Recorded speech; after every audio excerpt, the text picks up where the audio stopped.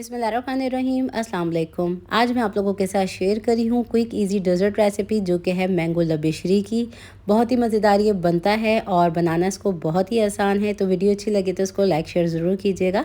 तो चलिए बनाना स्टार्ट करते हैं इस रेसिपी को। मैंगो लबेशरी बनाने के लिए सबसे पहले तो हम जेली तैयार करेंगे। तो मैं यहाँ पे 2 तरह की जेली तैयार करी हूँ, जिसके लिए मैंने हस्बे ज़रूरत पैकेट के इंस्ट्रक्शन के मुताबिक पानी को बॉईल करने के लिए रख दिया था। अब जब पानी बॉईल हो चुका है तो 2 मैंने यहाँ पे डिश ले ली हैं। तो 2 तरह की हम जेली बना रहे हैं, तो इक्वल क्वांटिटी में हम पानी डाल लेंगे। तो मैं यहाँ पे 2 फ्लेवर की जेली डाल रही हूँ। तो यहाँ पे ये मेरे पास है मैंगो फ्लेवर की और दूसरी है स्ट्रॉबेरी फ्लेवर की। तो गर्म पानी के अंदर बस जेली के पैकेट को इस तरह से आप शामिल कर दीजिए और अच्छी तरीके से मिक्स कर लीजिए। तो यहाँ पे देखें, मैंने दोनों जेली को अच्छी तरीके से मिक्स कर लिया है। हल होने तक मैंने इसको मिक्स किया है। अब हम इसको सेट होने के लिए रख देंगे। तो क्विक सेट होने का यही तरीका होता है कि आपने जेली को इसी तरह से जमाना होता है। मिक्स करने के बाद इसको कर देते हैं हम साइड में। आ जाते हैं नेक्स्ट स्टेप की तरफ। अब नेक्स्ट स्टेप में मैंने यहाँ पे एक सॉस पैन ले लिया है, जिसमें 1 लीटर पानी को बॉईल करने के लिए रख दिया है, जिसमें हम रंगीन सेवइयों को बॉईल करेंगे। ये पासा सेवइयाँ होती हैं जो कि रंगीन सेवइयाँ होती हैं, जो कि आपको ईजिली मिल जाती हैं मार्केट के अंदर। ये 1 कप सेवइयाँ हैं, जिसको हम बॉईल कर लेंगे जब तक कि ये अच्छी तरीके से गल नहीं जाती। तो तकरीबन हमने इसको 10 मिनट के लिए बॉईल करना है, लगातार चलाते हुए। तो यहाँ पे देखें हमारी सेवइयाँ बॉईल होने पे हैं। तो देखें कुछ थिकनेस ही आ चुकी है, गल चुकी हैं।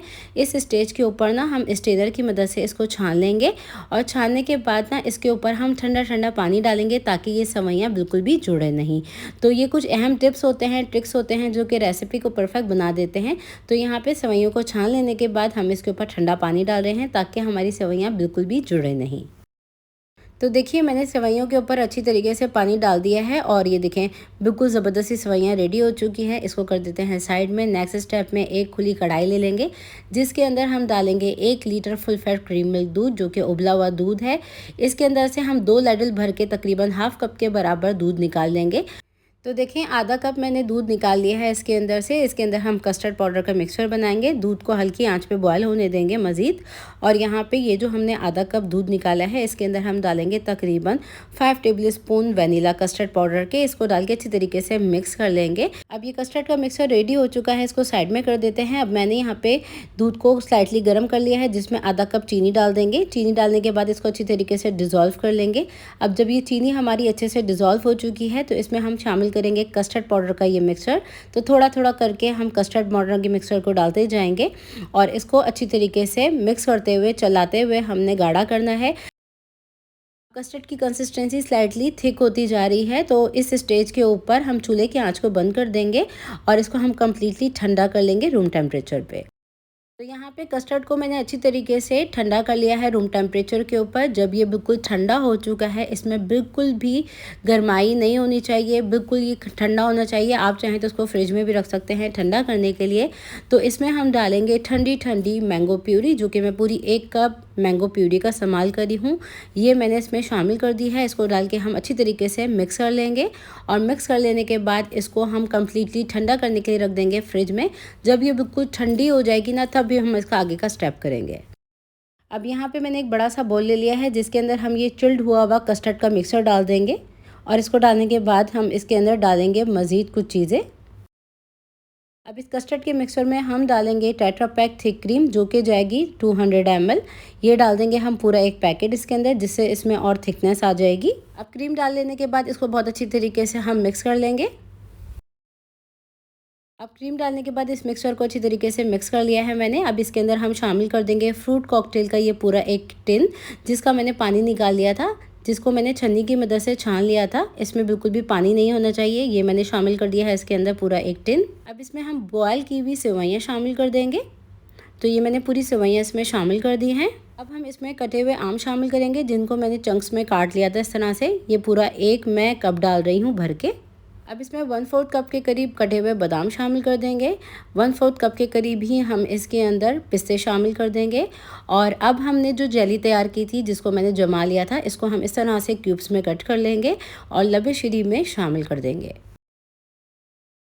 तो यहाँ पे मैंने जेली भी इसमें शामिल कर दी है। सभी चीज़ों को डाल के अच्छी तरीके से मिक्स कर लेंगे और बस हम इसको ठंडा कर लेने के बाद बस डिश आउट कर लेंगे। बहुत ही मज़ेदार ये लगती है, दावतों के लिए परफेक्ट रेसिपी है। तो यहाँ पे देखें सभी चीज़ों को डाल के मैंने अच्छे से मिक्स कर लिया है। अब मैं इसको डिश आउट कर रही हूँ। तो जैसे चाहें आप इसको डेकोरेट कर सकते हैं। तो ये थी मेरी आज की मज़ेदार सी लबेशीरी की रेसिपी। ज़रूर ट्राई कीजिएगा आप मेरी इस रेसिपी को और इसका फीडबैक लाजमी शेयर कीजिएगा अपनी फैमिली फ्रेंड के साथ। चलिए बनाना स्टार्ट करते हैं इस रेसिपी को। तो इस रेसिपी को बनाने के लिए मैंने यहाँ पे खुला बोल ले लिया है जो कि बिल्कुल ड्राई है। इसमें डालेंगे हम विपिंग क्रीम जो कि जाएगी 250 ml। ये बिल्कुल ठंडी विपिंग क्रीम है, फ्रिज की रखी हुई। अब इस विपिंग क्रीम को हमने बीट करना है मीडियम स्पीड पे जब तक कि इसमें सॉफ्ट पिक्स नहीं आ जाते। तो देखिए स्लाइटली ये थिक हो चुकी है और इसमें सॉफ्ट पिक्स आना स्टार्ट हो चुके हैं।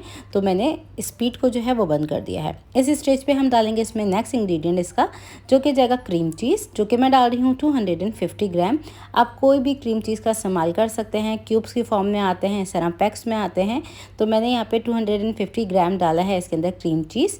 अब इसके अंदर हम डालेंगे कंडेंस मिल्क जो कि जाएगा हाफ कप।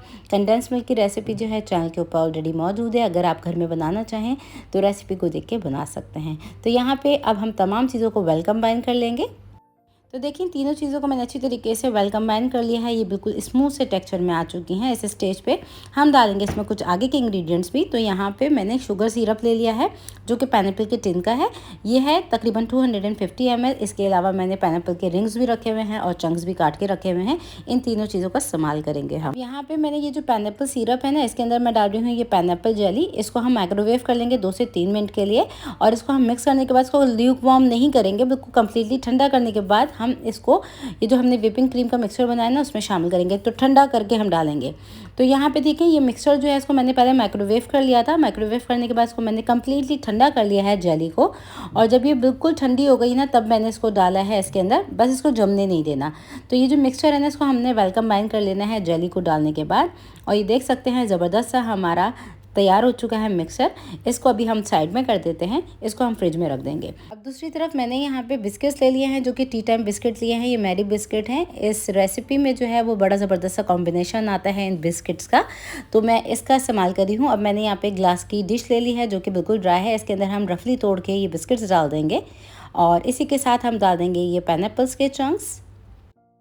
तो आप लोग मेरी इस रेसिपी को कहाँ से वॉच कर रहे हैं अपनी प्रेजेंस ज़रूर दीजिए कमेंट सेक्शन में। तो यहाँ पे देखिए हमने ये चंक्स डाल दी हैं और ये पहली लेयर लगा दी है मैंने। और अब इसके ऊपर हम डालेंगे ये तैयार किया हुआ जेली और क्रीम चीज़ का मिक्सचर। अब ये तैयार किया हुआ मिक्सचर जो है वो हम आधा भी डाल रहे हैं, आधा हम बाद में डालेंगे। सेकंड लेयर हमने लगा दी है इस मिक्सचर की, उसको इवनली स्प्रेड आउट कर दिया है। इसके ऊपर फिर दोबारा से हम डालेंगे क्रश किए हुए बिस्किट्स और थोड़े से चंक्स डालेंगे पाइनएप्पल के और फिर से इसको कवर कर देंगे इस तैयार की व्हिपिंग क्रीम के मिक्सचर के साथ और इसको इवनली स्प्रेड आउट कर देंगे। तो इस क्रीम चीज़ को मैंने इवनली स्प्रेड आउट कर दिया है और यहाँ पे अब हम इस तरह से ये जो रिंग्स हैं हमारे पाइनएप्पल्स के इस तरह से रख देंगे और यहाँ पे एक बॉर्डर से बनाएंगे। तो यहाँ पे ये जो बिस्किट बचे हुए हैं हमारे, इसको जो है वो मैंने क्रश कर लिया है। इस तरह से मैंने साइडों के बॉर्डर्स बना दिए हैं। तो जैसे चाहें इसको डेकोरेट करना आप उस तरह से डेकोरेट कर सकते हैं। अब ये मेरे पास जंक्स बचे हुए थे, इसको भी मैंने इस तरह से लगा दिया है। इसको हम रखेंगे तकरीबन ओवरनाइट के लिए रेफ्रिजरेटर में ताकि अच्छे से सेट हो सके। तो यहाँ पे हमारे डेज़र्ट को 10 घंटे गुजर चुके हैं जिसको मैंने फ्रिज में रख दिया था ठंडा करने के लिए कवर करने के बाद। और इसके ऊपर बस मैंने चेरीज़ लगा दी हैं। तो जितना आप इसको ठंडा करेंगे ना, जितना ये चिल्ड हो जाएगा उतना ही मज़ेदार ये डेज़र्ट लगता है। तो ये थी मेरी आज की quick and easy dessert recipe जो कि काफ़ी ज़्यादा इजी तो है ही लेकिन टेस्टी भी बहुत है। तो आप लोगों ने भी इस रेसिपी को मेरी ज़रूर ट्राई करना है। अगर आपके घर में भी कोई दावत हो तो इस रेसिपी को बना के ज़रूर इंजॉय कीजिएगा। सबको इंशाल्लाह ज़रूर पसंद आएगा। तो थम्स अप देना मत भूलिएगा। तो चलिए बनाना स्टार्ट करते हैं इस रेसिपी को। क्रीमी फ्रूट चाट बनाने के लिए सबसे पहले तो एक बोल ले लेंगे जिसमें हम डालेंगे 250 ml थिक क्रीम, जो कि मैं डब्बे वाली क्रीम का इस्तेमाल कर रही हूँ। ये डेयरी की नहीं है। ये आप कोई भी टेट्रा पैक जो थिक क्रीम होती है उसका आप इस्तेमाल कर सकते हैं, जो कि बिल्कुल सूटेबल रहती है इस तरह की रेसिपीज़ के लिए। अब इसके अंदर हम डालेंगे कंडेंस मिल्क जो कि जाएगा हाफ कप। अब दोनों चीज़ों को डाल के बहुत अच्छी तरीके से मिक्स कर लेंगे। और देखिए मिक्स कर लेने के बाद आप देख सकते हैं कुछ टेक्सचर बिल्कुल ही क्रीमी सा और शाइनी सा हो चुका है। अब इस तैयार किए हुए मिक्सचर के अंदर हम डालेंगे एक अदद सेब जिसको मैंने काट लिया था छिलकों समेत। तो ये मैंने शामिल कर दिया है। अब साथ ही हम शामिल कर देंगे एक अदद कीवी जो कि एक कप में बनेगी हाफ कप। साथ ही शामिल कर देंगे स्ट्रॉबेरी हाफ कप बिल्कुल बारीक काट के मैंने शामिल की है। ये है मेरे पास अनार जो कि 1/4 कप मैंने शामिल किया है। पाइनएप्पल डालेंगे 1/4 कप।